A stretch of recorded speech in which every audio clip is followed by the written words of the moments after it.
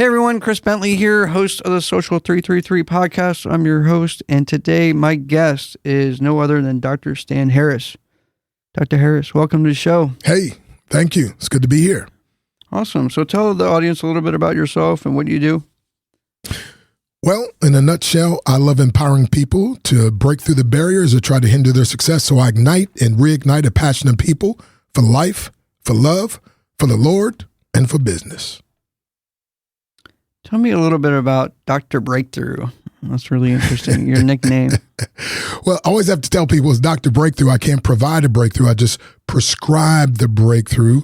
And when people follow the breakthrough prescription, God provides it. And the breakthrough, it's exploding through barriers that at one time seemed insurmountable.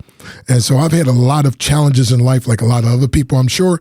And I used to think those barriers were made to stop me. But then it dawned on me, no, barriers weren't made to stop me. Barriers were made to be broken. As a matter of fact, barriers are made to help me understand the strength that I have that I didn't even realize it was there.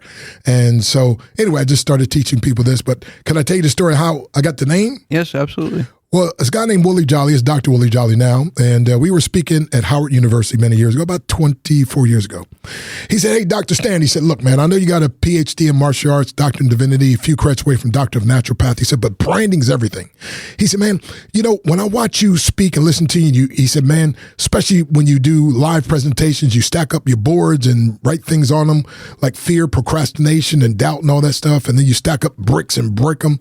He said, man, he said, you're like a person when they have a problem, they go to a doctor writes out a prescription. You're the guy when somebody needs a breakthrough with the prescription. I was like, man, I'm not sure that's true, but I promise you I'll live the rest of my life to make sure it is true. And so it stuck. Nice. What made you become an entrepreneur? I mean, I talk a lot about myself and like how I think I was just born an entrepreneur. I mean, I just saw like how somebody showed me how money worked, right, when I was very young. Come on. And then I was like, wait a second, like you're telling me that I do stuff and then they pay me and I could take that money and buy toys. I was like, oh, this is easy, right? And I was like, wait a minute. And then I could sell the toy for more and then go buy more. And, I was like, this is easy, right? So I was just a kid and I just started doing it. But what made you kind of go into entrepreneurship? Like what drove you there and kept you there? Great question.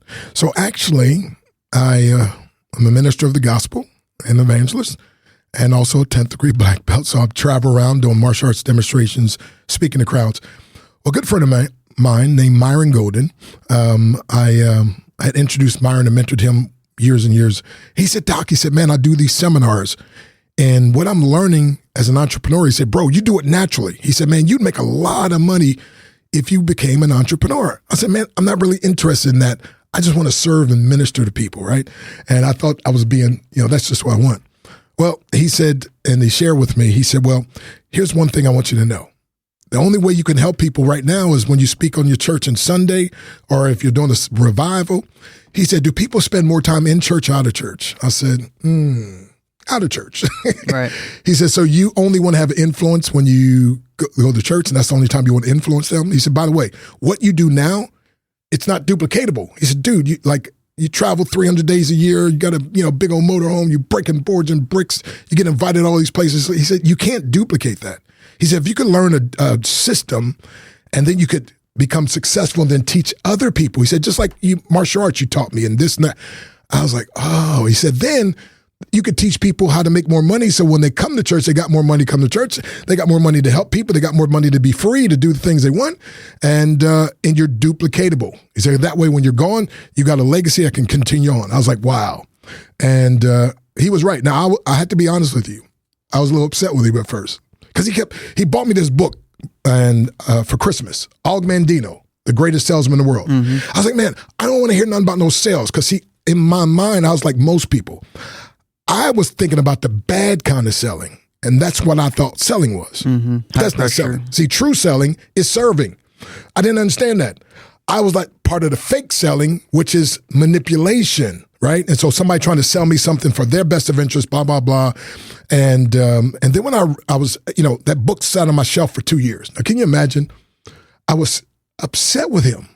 And I was like, Myron, I don't want to hear nothing about selling. You do it great. You're awesome. But me, let me just love on people. Let me just serve people. You know what I mean? Let me just serve people. And then I'm reading chapter 2 in Og Mandino's book. I'm on an airplane on my way to preach somewhere, and I break down in tears when I realize I've been wrong. And selling at the highest true true way is actually serving. So as a matter of fact, I shot a video this morning. If you write the word service down, SERVICE, and if you put 2 vertical lines through the S, 1 vertical line through the C, it now shows you that service is the dollar and cents of everything that we do. So we don't do what we do as entrepreneurs and what I call kingdompreneur at the expense of people. We do it at the service of people. And the greatest book ever written says the servant is the greatest of all. So the more people I serve on a greater level, the more money I'll make. And so anyway, little did I know that the thing I was fighting against the most had the biggest breakthrough for me because I've been able to make more money and help so many more people with that. And so I actually have a course now called The Art of Selling Without Selling, or How to Sell Without Being a Sellout, because so many people like me are missing a huge blessing because they think falsely, erroneously, that selling is this loud talking person trying to talk you into something and so forth. And they don't understand, no, selling truly is someone who really loves you and wants to do something for you to serve you at the higher level to help you to be able to get further in your life in some endeavor. And so, man, I love selling now, bro. As a matter of fact, greatest book ever written says, he that withholdeth the corn, the people shall curse him, but blessing shall be upon the head of him that selleth it. I was like, well, that can't be in the Bible. Like, what? Like the greatest collection of books there, what? And so I was like, wow. So literally Solomon, the wisest man ever lived, was saying, I have a biblical and moral responsibility to sell something of value to people that I value. Now, wait a minute. Chris, if it's not valuable, can't sell it. Right. And if I don't value as a person, I can't sell it to you. But if I have something of value and I value you as a person, I have not just a moral, but a biblical, if you're a Bible believer, a biblical responsibility to sell that thing of value. I always thought I'd just give everything away. No, I get to sell it. I was like, wow. So that's amazing. And by the way, it says the first part, he that withholdeth the corn. Corn is the staple of the day. Corn is what people had to have. And so if you hold back from people what they need, it says they'll curse you. But if you give people, if you sell people what they need, what they want, what'll help them, now you're blessed. I was like, I don't know about you, but I like being blessed. Absolutely. Talk about your books. I got one here, this book here, How to Build a Big Team Fast, which you talked about earlier, which I know you speak to a lot of groups that sell. Talk a little bit about the book, because I'm pretty interested as well, because I obviously have sales teams. Well, again, we've been blessed in the home-based business industry when I, started doing the selling, which, by the way, before I started, Chris, I had to apologize to so many people because I had an older pastor. For some reason, he was against, the whole selling and the home-based business and all that kind of stuff. And I don't know why, but see, I was just a young pipsqueak guy. So I figured, man, he's older, he's wiser. So if he's against it, I'm against it, right? So in the deep South, they say, if he against it, I'm against it, right? So I never had researched but because of my energy and because of, I travel a lot, people would say, oh man, you would just be great. I want to take you out to dinner, whatever, blah, blah, blah. So, okay. And then all of a sudden they start drawing circles. I'm like, wait a minute, stop. But anyway, so when I finally broke down and realized what it was, and how did I find out? Here's how I used to travel 320 days a year. Yeah, I know, I'm a wild man. I thought I was going to save the world overnight by myself. See, I grew up hearing all my life, black men are lazy and preachers are lazy. And I'm like, I'm black and I'm a preacher. So I got it double. So I got to try to overcome and overcompensate. And to some degree, you're not really hearing the voice of God when you're trying to prove something. And so, and then I only lived off 3 hours sleep a night, went through college, worked 2 jobs because it didn't, just had to pay for it out of my pocket. Right. And I just continued that on. And people kept saying, oh, you got to rest. You got to slow down. I'm like, I can rest when I go to heaven. Well, I almost went early. Oh, no. Yeah, I collapsed one day and woke up with a doctor looking at me. Wow. I didn't know where I was, if I was, who I was. Now, you can imagine, the week before, I'm putting my hand through 22 inches of bricks on fire. This week, I can't even get up out of bed by myself. Wow. The week before, I laid on the bed of razor sharp nails. They put 150 pounds of bricks on my stomach. Guy takes a 20-pound sledgehammer, breaks it off. And then I jump up to preach. Of course, they're like, anything you say, preacher, right? But this next week now, after this happened, I can't even go to the bathroom by myself. Wow. I mean, it was scary, right? So I'd basically exhausted my adrenal glands and just, and that's when I found out health is not based on just how you look. Because I had a perfect V cut back then, right? But it's also your internal organs. And because one guy explained, it was like I was putting my car in, he said, because you eat healthy, you do all this stuff. He said, but it's like putting your car in the shop for the man to fix it, but you pull it back out before he gets time to fix it. And so when you don't get proper sleep, and the guy was saying, you don't understand, sleep is one of the greatest aids to your health. And I was like, oh. He said, because all the healthy stuff you eat, when you sleep, it disperses it and does on. So I was like, okay. But anyway, make a long story short, I'm in my recovery period. Now, thank God, and this is why I tell people, I had listened and had a business. I wasn't just traveling and preaching and going based off what, but I had businesses. So my house was paid for, car was paid for, motorhome and all that was paid for. I was down for 2.5 months. All those churches that I preached in, not one of them sent a dime. Now, I didn't ask, but I'm just saying, if I hadn't had all my stuff taken care of, I'd been going, it'd been history, right? So I'm a big fan of, you got 2 hands, you got a brain, you got a heart, you got hands, you leverage and use them. That's why I love entrepreneurship, gives you an ability to do that. But at any rate, here's what happened. So the lady in our church said, look, I got some stuff that I could help you. I think it will. I started taking the stuff. I started getting better right away. I was like, and I start buying it by the caseload. So I'm like, and she's like, well, you need to sign up. I said, well, wait a minute, this is network marketing? She's like, well, yeah. I was like, oh, no, I don't do network marketing.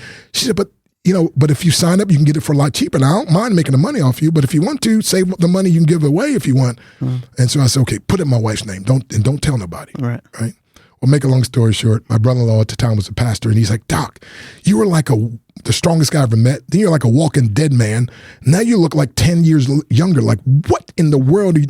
I said, it's this green stuff, man. And I said, and so the lady said, if I give people the number, they can call and get a discount. Well, make a long story short, end up going to the top of that company because when your guy is like preaching against something and then you get in it and everybody knows you have integrity, you're like, it's got to be good. And then all of a sudden, like I said, in my martial arts, I'm stronger now. I'm doing more. I'm like, they're like, man, come on.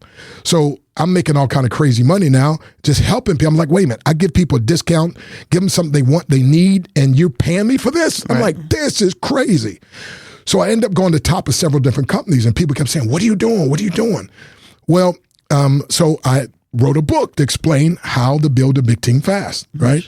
And so anyway, so that's where the book, because again, people kept asking, and I had to have something that would answer them. And as a matter of fact, like I was mentioning, one lady is in corporate America. She said, I've never been in home-based business, never will. But that book should be called How to Be the Best Version of Yourself. She said, because it changed my life. And I said, well, in a home-based business, when you change, you become better, your business becomes better. So it all works together. Yeah, I'm definitely going to read it. It's got me intrigued. So yeah, I built a lot of businesses. We talk a lot about, because we have a lot of entrepreneurs and business owners and stuff on the audience of just burnout. We talk a lot about, I burnt out. Yeah, and some people are like, oh, that's a buzzword, or like that's not, a real thing, or whatever it is. I noticed that I was just doing too much. Like I got too many things going on. I'm doing too much by myself. I need to like just kind of reel it back a little bit. I don't need to be working quite as hard. I don't need to be staying up quite as late. I read something about the guy that used to do sports nutrition bars, and he would like stay up past 11 for no reason. He would just stay up because, he had something to do, or he was watching YouTube videos or something like that. Instead of just being like, all right, well, off the bed. And it ruined your day. It used to ruin my day. And now I just go to bed every day at 10, no matter what. And otherwise, or I at least shut off my phone. What have you come across? Like, what's really worked for you as an entrepreneur? And I know you built some business, and we'll get your other book here in a second. But like, what have you seen? What has worked for you really well as an entrepreneur, as a business owner, as a salesperson? Like, what's some of the stuff that you found that works really great for you? Well, one of the things is I take a lot of vacations. Do you? Yeah, I used to. I was like I was just so intense, like, and I was like, I thought I was going to save the world overnight by myself, right? And when I collapsed, and I realized, in 2.5 months, I think I got 2 phone calls. I'm not as needed as I thought I was. So a couple of things. One is you have to assemble a team, especially if your dream is big enough, which every entrepreneur has a dream, right? You got to assemble the team. And, the acronym for team has always been together. Everyone is, in my book, everyone achieves more. But my personal acronym is together. Everyone accumulates money. So if I can hire and get a team where somebody else that is better into something than I can let them do that part. Because here's what I say. We may not have it all together, Chris, but together we have it all. And sometimes as entrepreneurs, I call kingdompreneurs, we feel like, no, if it's going to get done, I've got to be the one that does it and blah, blah, blah. And we fail to learn to train other people so they can, lessen our load. So I'm for hard work as a foundation, but then you got to upgrade to smart work, right? And the greatest book I've written says, redeeming the time, the days are evil. So redeem means I got to figure out a way to buy back my time. And so I can buy back my time by leveraging the expertise of other people. And then I can do this by understanding it's not busyness, it's productivity. And so when I found out, the busier I got, the less productive I was. And it was like a mad thing. And so I had to slow down. Okay, let me cut out. And that's one of the things in the chapter in the book, in the end especially, it says, you got to learn to spend maximum time with maximum people and minimal time with minimal people. And then spend maximum time on maximum projects, minimal time on minimal projects. So what do I mean by that? You can do these things that don't produce, but you're busy. Mm-hmm. So I had to cut down, okay, what are the things that I do that actually produce the result that I need versus thing to do? And so I learned to cut down on those things and then increase the things that would produce the productivity, right? Again, learning to take the vacation and then learning also to decompartmentalize things. So in other words, I'm there while I'm there. So when I'm with my wife, which I call my ABCD, my adorable brown caramel delight, like, that's it. I'm like, I'm baby. I thought, baby, I was like, you got, your eyes are like caramels floating upon saucers of milk. And when I'm in your arms, everything's okay, right? So I'm with her, man. I'm just focused. I'm conscious. This it. Right? But when I'm with one of my 8 children, yeah, we got 8. Okay. When I'm with one of my 8 children, I'm like, I'm focused on that. But now when I'm doing the business, okay, bam, here it is, right? Or when I'm doing my martial arts. So I had to learn to focus on it because your mind will want to wonder. As a matter of fact, I'm coming out with a new course now called Mental Self-Defense in a new book. Mental self-defense, learning how to defend yourself against your greatest opponent, which is your undisciplined or subconscious mind. So I had to learn to control my mind and learn to focus. By the way, focus, F-O-C-U-S, firmly on course until successful. Not firmly on course until stressful. A lot of right. And then also focus, fixated on creating ultimate success. So again, I had to learn to relax. I had to learn to laugh. I was so just intense. Tight. I had to learn to relax. I had to learn to laugh. And I learned to spend time with other people. So here's what I decided in my life. And this was a hard one because a lot of people, that ego messes them up. I'd rather be the worst of the best than the best of the worst. Okay, what do you mean? What am I saying about it? See, most people only spend time, Chris, with people that they make more money than, they're smarter than, they have more experience than. But no, I'd rather be around people that make more money than me, have more wisdom than me. I'd rather be the worst of the best than just being the best of the worst. Most people will only be around people that they're better than so they can feel this, but you don't grow that way. Right. You don't learn that way. And so when I was spending time with these other people, I'm like, they're doing like 10 times what I'm doing, making 10 times the money, and they're more available than, I'm like, okay. So I started watching and started learning. So here's what I'm telling people. Everybody makes $1 million, Chris. Some people make 1 million mistakes because they don't have a mentor. Some make 1 million excuses, but the ones that get mentorship, they learn to make the real millions that count. Because a mentor helps me. A mentor is someone who's been where I haven't been, who's done what I haven't done, but sees in me what I don't see in myself and can help me to get there. And so through mentorship, I was able to really cut down some stuff. And, sometimes people can see in us what we can't see or see about, right? And so to us, it looks one way, but they're like, no, if you leave us, right? And so now, like, for instance, I do home-based business, but my main thing is speaking. I've been paid as much as $1,000 a minute to speak now. Wow. So I'm like, if I've gotten to that, of course we've been, blessed in her, but if I've gotten to that level, why wouldn't I concentrate more on the speaking than these other things that people want me to do? Like, Doc, I get it. and I know I would be good at it. But you know what? I'm extra good at this, and I get paid extra good at this. So let me keep getting better and better and better. So I hope that's kind of long, but yeah, I'll absolutely. Yeah, I have a lot of stuff off of that. But bro, I love what you do, though. Thank you so much. You're making a difference in people's lives because, see, this the type of information that people need, and not just with me, but your different guests. But to have somebody that's just coming down, just look, I just want to pour into you, and so I appreciate what you do, man. Yeah, absolutely. Yeah. Talk a little bit about fear. Talk a little bit, especially as an entrepreneur. Talk a little bit about motivation as an entrepreneur. And then I'll tell you kind of a story here afterwards. But talk to me about that stuff, because I've come across a lot of people that get into entrepreneurship, get into whatever it is that they're looking to do, that they feel like it's their calling to go do. There's this fear. It could be even somebody that's going to go get a job, that's a C-suite, whatever it is. They have a fear, and I used to be very fearful, right? And then one day I just realized it was just stupid, right? But a lot of other people can't. Like they may see me and be like, "Hey, look, like I could do a podcast better than him. Let me go do it." And then they're afraid that maybe somebody will say something bad, or maybe they will, by the way. Yeah, or maybe they're fearful that if they quit their job and they're going to be a stand-up comedian, like that's going to be the worst. It robs them of their true calling, or robs them of an experience, I think. And being their authentic self, right, the best version. So if I go out and say, hey, you know what, this isn't working for me, I'm going to go cut grass. And I'm going to be the greatest grass cutter ever, right?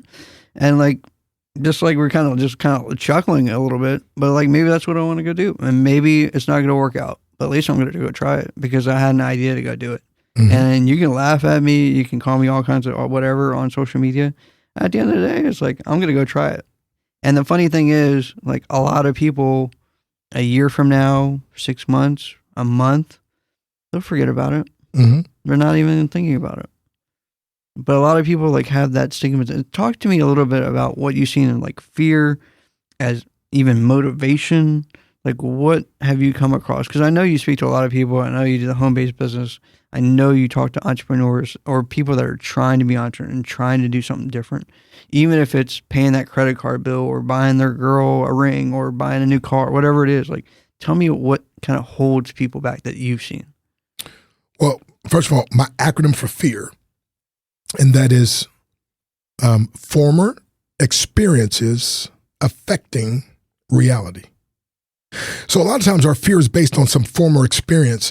And so we're projecting that thing that happened, and we're thinking maybe it won't work this time, or we're thinking maybe this, and so that fear, that former experience is affecting the reality. No. You don't live in fear. The opposite of fear is faith. And faith is functioning as if things happened. See, if you're afraid to write a book, right? And you're like, because I'm afraid people won't buy it. I'm afraid. So that's that fear, right? And again, there's different acronyms for fear. Another one of my acronyms for fear is forgetting everything's all right. Right? Because somehow we conjure up in our minds all this. We're worrying and fretting about stuff that's not even real. But what happens though is fear is like a attraction. It's like whatever we're afraid of, we attract it to ourselves. So we actually create this thing that we're afraid of, right? And so the opposite of fear though is faith. And so we gotta learn to replace our fear with faith so we can move. And by the way, the thing that gets rid of fear the most is taking action. Man, would you just learn to take action? See, true entrepreneurs and true people that are fulfilled in life, we don't just do what we feel like doing. We have to do it when we feel like it, do it when we don't feel like it. We just keep doing it until we do feel like it, right? And so if you got to be afraid, do it fearful, right? But do it. But the key is your fear is usually not based on anything that's real. So it's something that you're conjuring up in your mind. So I go back to, again, one of the greatest breakthroughs is when you learn to beat the bullies on your brain. And fear is one of those bullies. And so here's the thing. I taught this, and a lady told me, she said, that one statement you made changed my life. She said, I'm 68. It's the most life-changing thing I ever heard. I was like, ooh, what did I say again? And here's what I said. You got to be willing to be bad or feel bad long enough to get good. And if you're committed to being bad and feeling bad long enough to get good, you can get good at anything. And so when your fear comes, you're like, you know what? I'm fearful. I think it may not. This won't. But you know what? If I'm committed to feeling fearful and being fearful, as long as I get faithful, or as long as I'll be okay. So just do it anyway. And so one of the things I do, like when I do my presentations, I'll break boards and so on. I'll say, is there anybody here who's never broken a board ever? And people are, okay. And is there anybody here that knows you cannot break a board? I said, good, I need you. Like, no, I just raised my hand and said, I can't. I said, I know, that's why I need you. All right. So I bring them up and I teach them a few principles, right, about breaking the board. And I said, now I need you to do it. I said, but let me ask you this question. They said, what? If you were me, could you break this? Yes. Okay, so the power that's in me, I'll put it on you. Okay, come on. We're going to break this thing. So I'm like, and they break it, and they're shocked. Because I said, wait a minute, I thought it was going to be so hard. I said, what was hard is what you conjured in your mind. Now, again, when I taught you those few principles, it released some of the fear, because now you have knowledge, and knowledge will kick out some of the fear, right? But anyway, and once I close this, I did a seminar one time. I had 110 people in the room. Underneath their chair was a board. And I told everybody, reach down, there's a board down there, take notes on it, because you're going to break it at the end of the seminar. And they're like, yeah, right. Right. So I broke boards, bricks, laid on nails, did all the stuff I do. And I said, okay, come on, who's ready? And not one single person, only one single person, a lady in the back, jumped up. I'm ready, Dr. Breakthrough. I was like, she was 81 years old. Wow. I'm starting to think I'm about to get sued. Need I tell you, I taught her, but I got to realize, and when a woman's got her mind made up, you just might as well. Yeah. So I showed her what to do, told her what to do, got the crowd behind her. She broke that board without any incidents. No. I mean, it was amazing. The crowd was on their feet. So guess what happened? All 109 the rest of people came running up. Now that faith. Now, see, the fear was overcome by the faith. You see what I'm saying? So when you learn things like that, and then you just learn to apply it to other things, right? So if I overcame the fear of this, I can overcome the fear over here. Tell me a little bit about the book, and then we'll wrap up. Okay. Kingdompreneur, the art of doing business God's way with God's blessings. So again, especially building a business like in a home-based business arena, I never thought I would be good at it. And so but I did know the Bible and Bible principles, and I started putting them into practice, and I ended up building a team, Chris, of 1.5 million people. Wow. But I should say my wife and I, right? We won. So, because my thing is, we may not have it all together, but together we have it all, right? So, but then I launched another business. Because, this is an amazing thing. The same thing, like you said, you may be afraid of starting it in the beginning. You don't know how, but once you just take action and get going, and then you go through the bad feeling, all of a sudden you get good, right? And so now I had the faith to start another. I became the number one income earner, number one recruiter with a second business. Wow. Back when everybody was saying, no, you can only do one thing at a time. So because I'm Dr. Breakthrough, I was like, well, let's do it the third time. But again, putting into practice principles I learned from the Bible, because again, everybody thinks this Bible is this thing about preaching. By the way, I'm not a religious man. I got a relationship with the living God. To me, the Bible is the greatest book that you could ever, about Bible, breakthrough insights, bringing life's enrichments. And people kept saying, what are you doing? I'm putting into practice what I learned as a minister, but in a practical way. Right? And to where you can have God's blessing. And so that's what we teach in this book, how to have an integrity. By the way, also with service. The greatest book I've written says the servant is the greatest of all. So the more people that I can serve. Madam C.J. Walker, the first woman millionaire, not just black, first period. She found a big problem, a huge problem with hair, women's hair, and solved it. And she got paid in a big way. Right? So the book is all about people that want to do business with integrity, want to do business in a way that, you feel good, they feel good, and you're doing good. So if somebody wanted to hire you on or wanted to buy a book, where would they find you? drbreakthrough.com. So www.drbreakthrough.com. So drbreakthrough.com. I have a mentoring site, by the way, Chris, where there's a few free courses, and then I can get paid courses. It's The Internet Mentor, theinternetmentor.com. And when they go there, they'll see Breakthrough Empowerment Center. But that's where by the way, I think there's an introductory course to the art of selling without being a sellout, which, by the way, I believe, now selling isn't everything, but everything is enhanced by selling. Right. And the greatest sell is you got to sell yourself, right? And so I always tell people, who sold you on the ideal that you can't be successful? Who sold you on the ideal that you can't sell?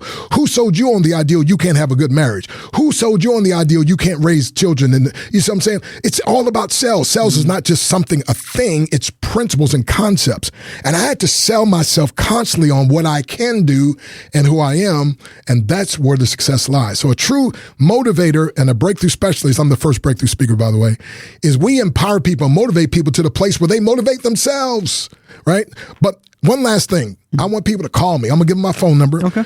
Now, it's going to go straight to voicemail because I put this special, it's called a 24-hour breakthrough hotline. So if they dial this number, 717 area code 275-3508. So 717-275-3508. They're going to hear a powerful little breakthrough message. Now, one time I answered the phone.